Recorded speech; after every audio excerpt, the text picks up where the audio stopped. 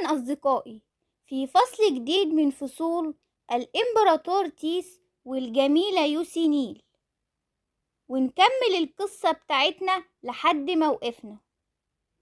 يوسي نيل كانت مع الساحر في المكتبة، وكانت يوسي نيل شكلها قلقان، والساحر خد باله وقال لها: فيكي ايه اللي بيخليكي قلقانة كده؟ يوسي نيل قالت له: فعلا أنا قلقانة عشان أصبحت بنت سيئة لأمي. فالساحر استغرب وقال لها: ليه بتقولي كده؟ أنا لو كنت انتي ابنتي كنت هبقى سعيد وفخور بده جدا. يوسي نيل بتضحك، وبعدها الساحر بيقول لها إن السبب في اللي بيخليها معتقدة إنها ابنة سيئة عشان عندها آراء مختلفة عن والدتها، وبيسألها على إنها قلقانة على مستقبلها وحياتها المهنية. ردت يوسي نيل عليه وقالت له: فعلا هو ده السبب، وقالت إن أمها ضد الطريق اللي هي عايزة تمشي فيه. رد الساحر عليها وقال لها: والدتك فعلا شكلها قلقانة عليكي. وبيقول لها: أنا لو مكانك كنت فضلت وراها لحد ما أقنعها. يوسي نيل بتقوله: إزاي ده؟ رد الساحر عليها وقال لها إنه هيفضل ورا البحث اللي بيعمله، حتى لو الكل قاله مستحيل برضه هيكمل وهيستمر فيه. وقال لها إنه هو ده رأيه واعتقاده. يوسي نيل فكرت في كلام الساحر واقتنعت بيه.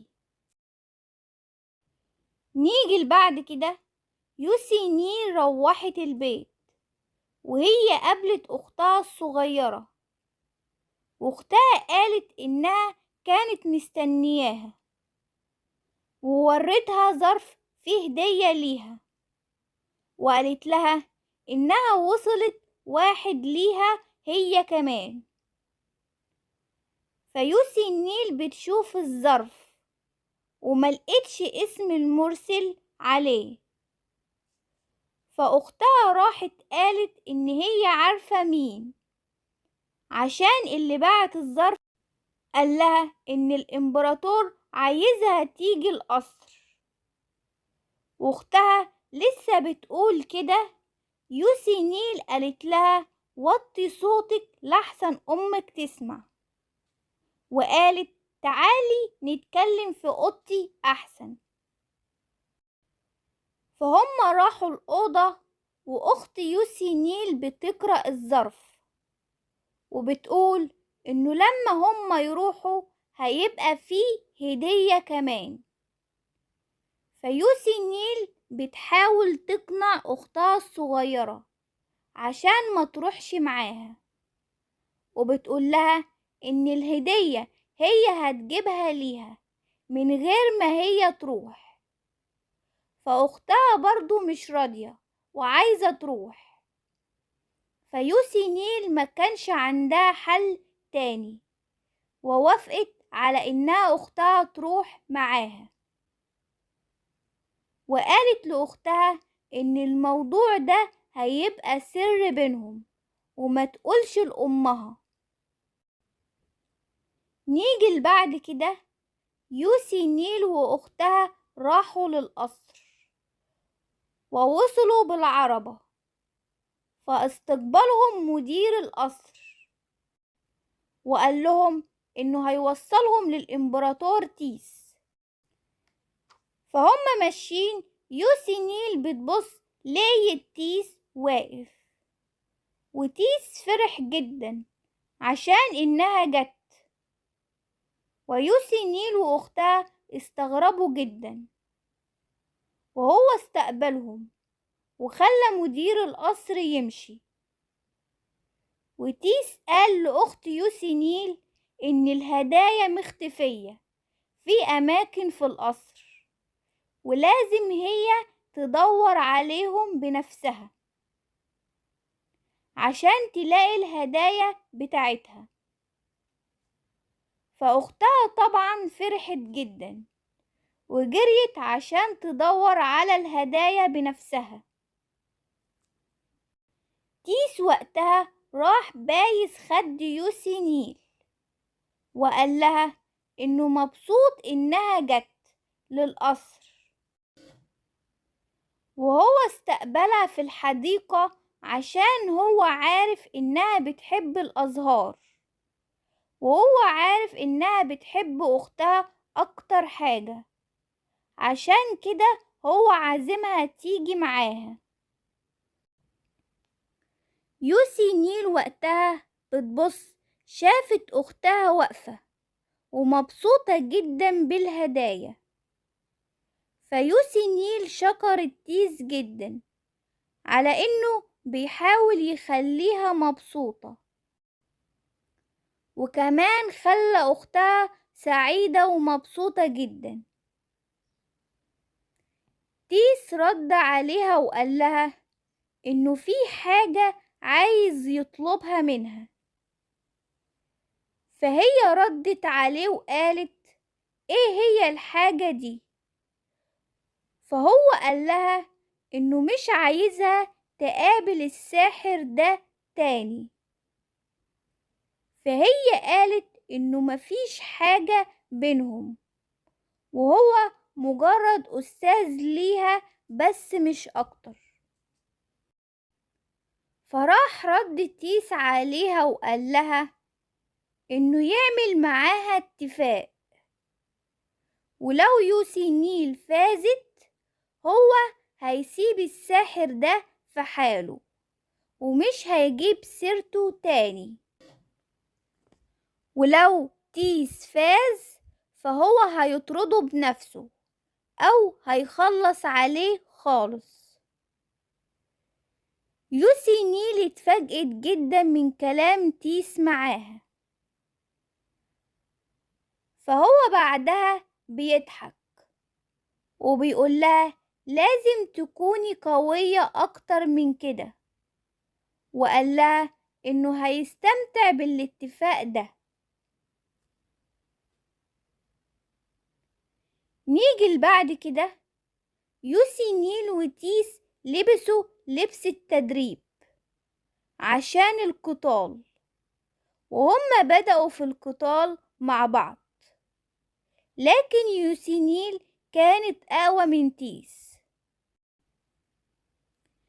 تيس بيفكر وبيقول في نفسه إنه الساحر ده مرتبط بدراسة يوسينيل، وده الأسوأ، وإنه هو بيعمل خطة مع نفسه، وهو فعلا متضايق من الساحر ده ومنزعج منه، وهو طول الوقت بيراقبهم، وهو عايز يخلص عليه. بس يوسينيل هتتضايق من تيس جدا وممكن ما تتقابلش معاه تاني، فهو فكر في خطة إنه يخلي يوسينيل تفوز بالقتال اللي بينهم وتكسر دراعه، وهي طبعا بعد ما تكسر دراعه هي هتيجي تشوفه كل يوم ومش هتبقى فاضية تقعد مع الساحر ده ولا تقابله كتير. نيجي لتيس ويوسينيل.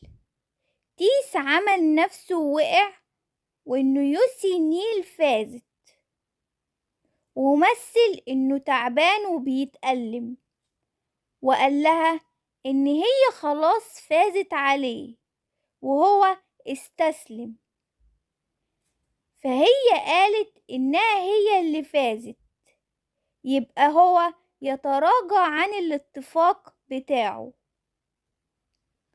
رد تيس عليها وقال لها انتي فزتي عليا، رغم كده انتي ما ضربتيش وجهي، لأن وجهي هو المفضل بالنسبة ليوسينيل، وهو بيبص عليها بطريقة مريبة جدا.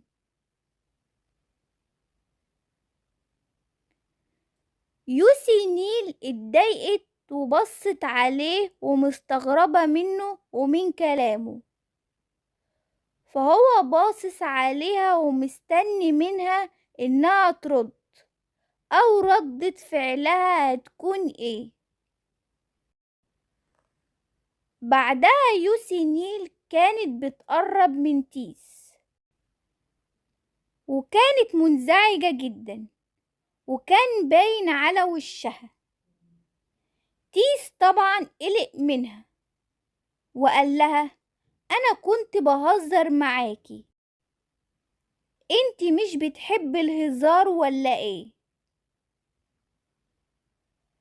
بعدها هي قعدت تداوي جروحه مكان السباق اللي كان بينهم، وهي وقتها قالت لتيس: حتى لو كنا مع بعض ما ينفعش انك تراقب حياة حد تاني وتراقب حياته الشخصية. هي طبعا تقصد الساحر. تيس وقتها مش عاجبه الكلام، وهي وقتها كملت كلامها وقالت: بطل تراقبني، وكفاية ما تحذرش الرجال من حواليا. وهي عمالة تتكلم وتيس ساكت، بس هو سرحان وبيفكر وبيقول في نفسه: أنا مستغرب جدا، لحد إمتى هتخليني أشتاق ليكي حتى تشعري بالرضا؟ يوسينيل وقتها قالت إنها خلصت خلاص وهو يكمل الباقي، وتيس مستغل إنها بتعالجه وقال إنه لسه تعبان وعايزها إنها تحط المرهم على باقي أماكن الجروح. فهي قالت: كفاية كده، انت تقدر تتعامل مع الباقي. وقالت إنها لازم تمشي. تيس قال لها: اقعدي اتعشي معايا. وهي وقتها فكرت شوية، بس في الآخر وافقت وراحت غيرت هدومها، وكانت في غاية الجمال. وجت لقيت تيس مستنيها، وهو كان مبسوط جدا من جمالها وسرحان فيها. بعدها هم قعدوا على السفرة وبدأوا في الأكل. بعدها يوسينيل قامت عشان تروح، وكانت بتودع تيس.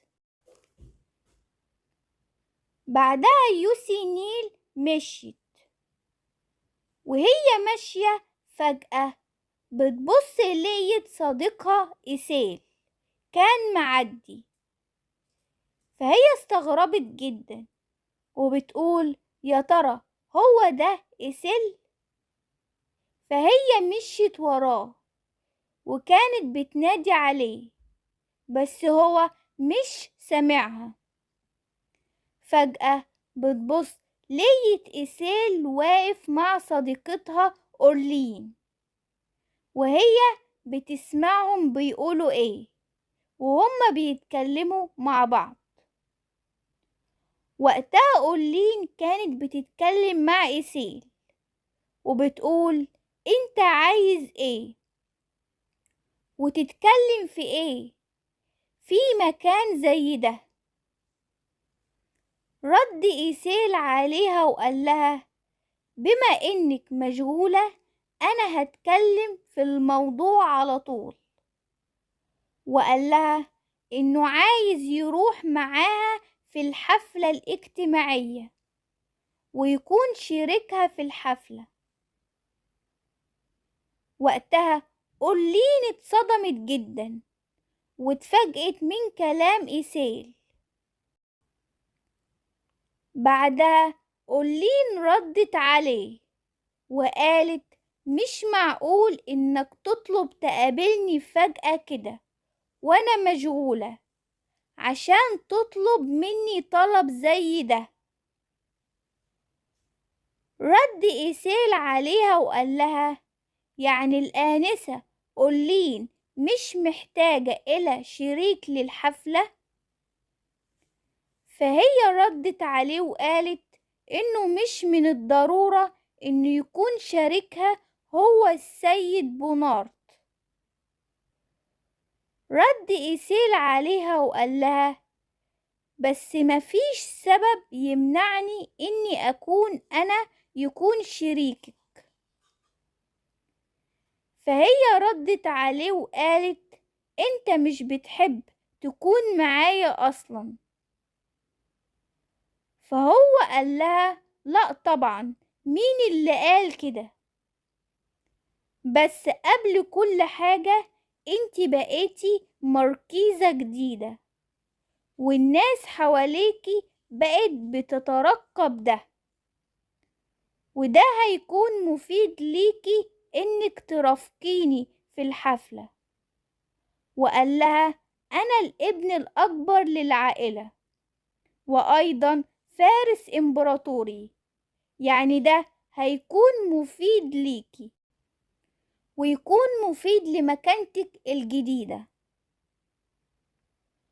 وقتها أولين فكرت في كلام إيسيل وسرحت شوية.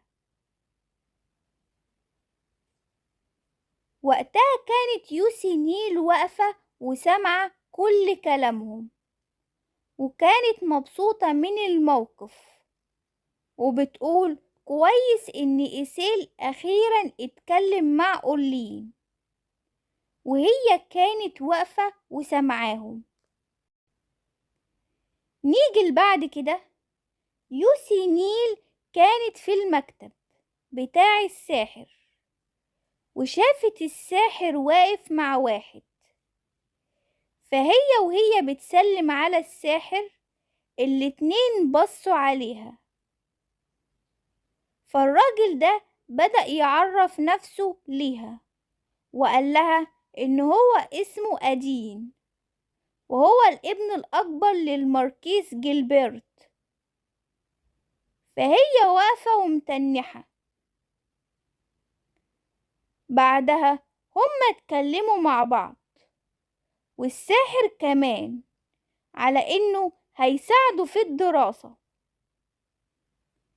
بعدها أدين قال إنه قبل كده شاف يوسي نيل في لقاء اجتماعي، بس هما وقتها ما تعرفوش على بعض. وهما واقفين بيتكلموا الساحر باصص عليهم ومتضايق جدا وبيفكر وبيقول في نفسه إنه مستحيل إن الماركيز جيلبرت بعت ابنه هنا عشان الدراسة. الظاهر كده إن فيه سبب تاني.